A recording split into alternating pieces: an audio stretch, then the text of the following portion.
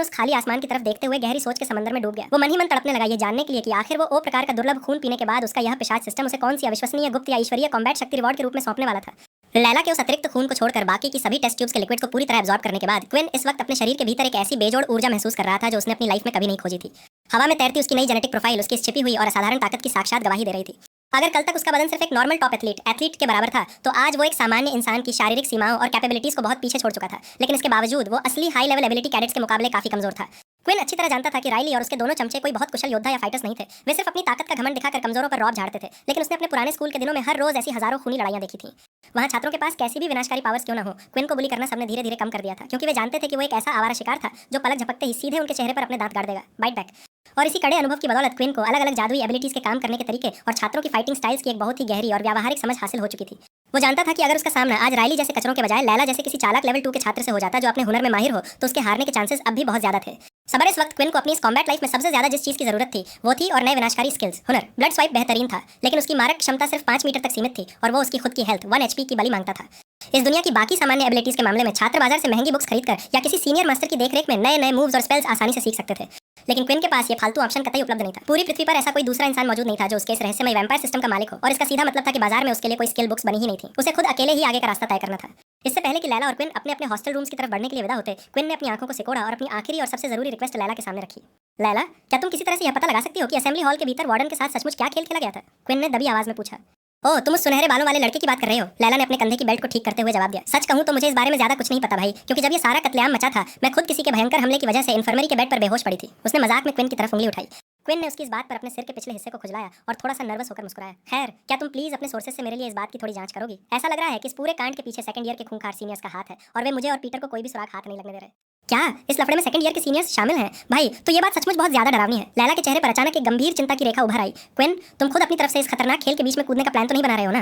Quinn का दिमाग तुरंत अतीत की उस खौफनाक याद में चला गया जब सेकंड ईयर के उन 6 संतरियों ने कतार से निकालकर उन तीनों को उस सुनसान गली में खड़ा किया था। उस पोनीटेल वाले मोनो नाम के सीनियर ने उन्हें कड़े शब्दों में वार्निंग दी थी कि वे स्कूल के इस अनलॉक्ड हायरार्की सिस्टम को बिगाड़ने की भूल कभी न करें।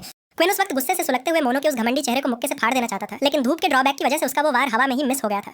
लेकिन अब नर्क का वो पासा पूरी तरह पलट चुका था। इस बेजोड़ सिस्टम एबिलिटी की मदद से वो बिना किसी फालतू गॉड टियर बुक्स या मिलिट्री की गुलामी के खुद अकेले ही अपनी ताकत को दिन ब दिन असीमित तरीके से बढ़ा सकता था। वो उस पल के लिए बेताब था जब वो मोनो के उस घमंडी चेहरे पर साक्षात अपना असली वार जड़ सके। हाँ, मैं इस खेल में जरूर कदम रखूंगा, लेकिन उससे पहले मुझे अपनी शारीरिक क्षमता को बहुत ज्यादा स्ट्रॉन्ग बनाना होगा, क्विन ने कहा। फर्स्ट ईयर के नए कैडेट्स और सेकंड ईयर के खूंखार सीनियर्स के बीच जो सबसे बड़ा और जानलेवा अंतर था वो था एबिलिटी का अवेकनिंग, जागृत चरण। और एक बार जब कोई योद्धा उस अवेकनिंग स्टेट को मास्टर कर लेता तो वो अपने ही शरीर के भीतर की जैविक ऊर्जा को पिघलाकर एक साक्षात सोल वेपन नुक्सरीस या आत्म अस्त्र का निर्माण कर सकता था। यह एक ऐसा अत्यंत शक्तिशाली और अद्वितीय हथियार था जो यूजर के खुद के शरीर के भीतर ही जन्म लेता था और किसी दूसरे तत्व पर निर्भर नहीं था। ये सामान्य बीस्ट वेपन से पूरी तरह अलग था, क्योंकि बीस्ट वेपन्स बाहरी जीवों के मलबे से बनते थे और उन्हें कोई भी आम कैडेट इस्तेमाल कर सकता था, लेकिन सोल वेपन का मालिक सिर्फ वो अकेला योद्धा ही होता था।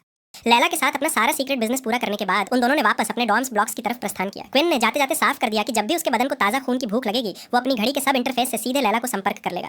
इस वक्त क्विन के दिमाग में एक और बेहद जरूरी रणनीतिक विचार चल रहा था। उसे अपनी इस टेस्ट ट्यूब की मदद से यह लाइव ट्रैक करना था कि उसका यह नया हाफलिंग बदन बिना खून पिए अधिकतम कितने घंटों तक सर्वाइव कर सकता है। अगर भविष्य में एकेडमी उसे किसी मुश्किल पोर्टल मिशन पर दूसरे अज्ञात ग्रह पर भेजती तो मुमकिन था कि वहां हफ्तों तक उसका किसी इंसानी सोर्स से संपर्क न हो पाए। ऐसी खतरनाक परिस्थितियों में जिंदा रहने के लिए उसे पहले से पता होना चाहिए था कि उसे अपने साथ खून से भरी कितनी रेडीमेड टेस्ट ट्यूब्स कैरी करनी होंगी। इसलिए जब तक सिस्टम दोबारा रेड अलर्ट जारी नहीं करता वो खून से पूरी तरह परहेज करने वाला था। क्विन कॉरिडोर पार करके वापस अपने हॉस्टल रूम नंबर 23 के भीतर दाखिल हुआ। कमरे का दरवाजा खुलते ही सामने वही पुराना नजारा था। वार्डन शांत मुद्रा में बेड पर बैठा था और पीटर अपनी हथेलियों को हिलाते हुए अपनी उस अर्थ एबिलिटी की कड़े मन से प्रैक्टिस कर रहा था। भाई, मैंने कर दिखाया, आखिरकार मेरा ये मूव पूरी तरह से सफल रहा। पीटर अचानक खुशी के मारे हवा में उछल पड़ा और उसने जोर से चीख मारी। पीटर की हथेली के ठीक बीचों बीच मिट्टी का एक छोटा सा गोल और ठोस ढेला लंप ऑफ मड हवा में तैर रहा था। जैसे ही उसने अपनी उंगलियों को मोड़ा वो जमीन का टुकड़ा पलक झपकते ही अपनी शेप बदलने लगा। उसने उस मिट्टी के गोले को एक लंबी और सख्त लाठी स्टाफ में बदल दिया और फिर अगले ही पल उसे वापस गेंद की शेप में समेट दिया। लेकिन एक बात का हमेशा ध्यान रखना पीटर, चूंकि तुम्हारा पावर लेवल अभी सिर्फ 1 है, इसका सीधा मतलब है कि तुम्हें लड़ाई के लिए 24 घंटे अपने साथ थोड़ी बहुत गीली मिट्टी या मिट्टी का ढेला हमेशा कैरी करना होगा। वार्डन ने बेड पर आराम से बैठे हुए अपनी गाइडेंस पूरी की।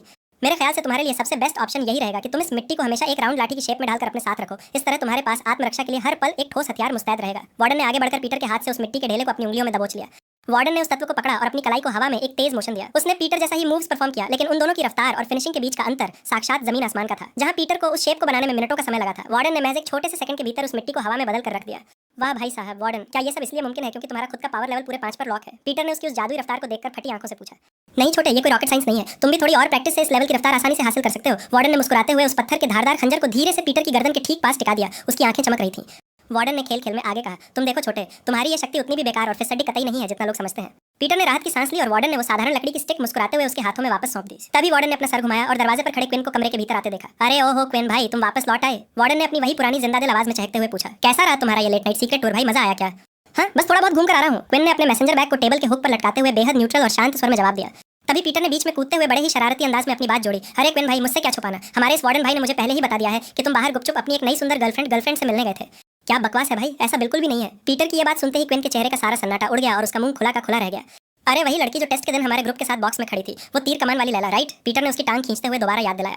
ओह, तुम लैला की बात कर रहे हो। देखो भाइयों, जैसा तुम सोच रहे हो हमारे बीच वैसा फालतू कुछ नहीं है, हम सिर्फ अच्छे परिचित एक्वेंटेंसेस हैं। क्विन ने अपनी कांपती आवाज को संभालते हुए मन ही मन लैला के साथ हुई उस मास्टर सर्वेंट खूनी डील के राज को छुपाया। अगर वो उन्हें हकीकत बता देता तो वे दोनों पक्का इसका कोई गलत मतलब निकाल बैठते। क्विन ने बात का रुख बदलते हुए तेजी से अपनी बात पूरी की। मैं तो बस उसके बीस्ट वेपन के काम करने के तरीके के बारे में डिस्कशन कर रहा था, और मैं ये तय कर रहा था कि मुझे कल सुबह कौन सी कॉम्बैट क्लास चुननी चाहिए, क्योंकि मैं तुम दोनों की तरह उस एलिमेंटल डिवीजन की क्लास में तो जा नहीं सकता। ओह, तो इसका साफ मतलब है कि तुमने आखिरकार अपना फाइनल डिसीजन ले लिया है क्विन भाई? पीटर ने उत्सुकता से अपनी लकड़ी की लाठी को टेबल पर रखते हुए पूछा।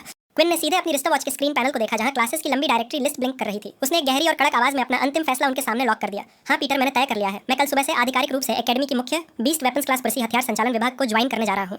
अगली सुबह जब क्विन की आंखें खुली तो उसने सबसे पहले बिना कोई वक्त गंवाए अपने मैसेंजर बैग के भीतर कुछ बेहद जरूरी सामानों को पैक करना शुरू कर दिया। उसने लैला के खून से भरी वो बची हुई अकेली टेस्ट ट्यूब संभाल कर रख ली। साथ ही उसने बाकी की 4 खाली टेस्ट ट्यूब्स और अपनी पैंट की गहरी जेब से निकालकर वो गहरा काला खून के छपाके वाला मास्क भी बैग के सबसे सुरक्षित कोने में रख दिया, जो उसने कन्वीनियंस स्टोर से खरीदा था। वो अच्छी तरह जानता था कि इस मिलिट्री नर्क के भीतर कब कौन सी खौफनाक परिस्थिति उसके सामने आ खड़ी हो, इसलिए हर पल पूरी तरह मुस्तैद प्रिपेयर्ड रहना ही उसकी सर्वाइवल स्ट्रेटजी का हिस्सा था।